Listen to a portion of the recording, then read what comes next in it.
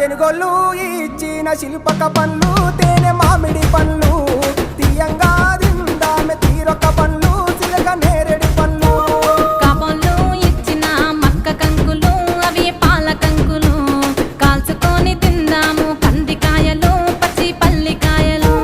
గుజారి గుజారి మామిళ్ళ కిందో నల్ల మామిళ్ళ కింద కుసుమరోళ్ళేసిన కుందన బొమ్మ అది కుందన బొమ్మ